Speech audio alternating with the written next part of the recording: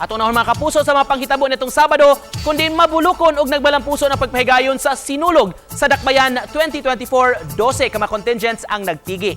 Barangay Guadalupe ang nahimong kampyon sa gipahigayong sinulog sa Dakbayan niadtong Sabado. Ano ang report ni Femari Dumabo.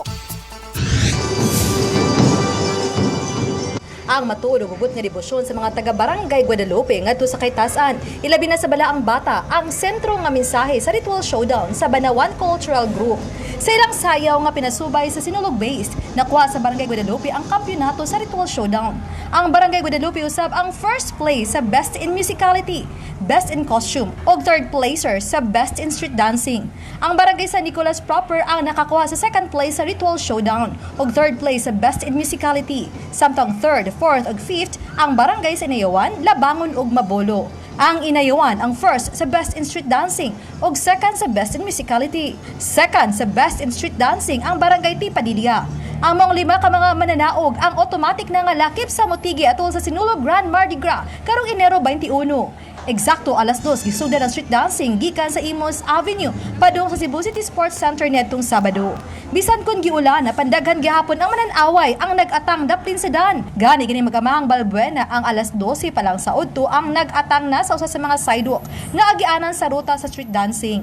Ang amahan si Titay Uno Anyos ang gikuyugan ang 30 anyos nga PWD nga anak. Ang duha ni Saysay nga matag tuig na nila kini nga gibuhat. Gawas kay nalingaw sila panaadlaw sab nila kini sa balaang bata. Pahimot kami para makakuan mi ba makatanaw gyud ba. Makaklaro kay kung bulitag mawahi mi are mi misluyo. Maglisod na nya makuha man siya, mag-video man siya. Man sa may mohang murag prayer karon sir.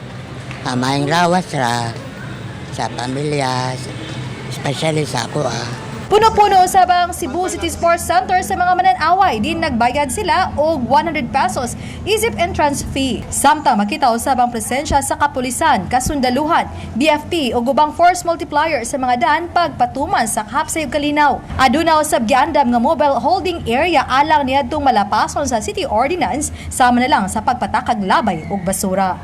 Obanik Leofer Lumayog Edward Tubilan, Femari Dumabo. GMA Regional TV Live.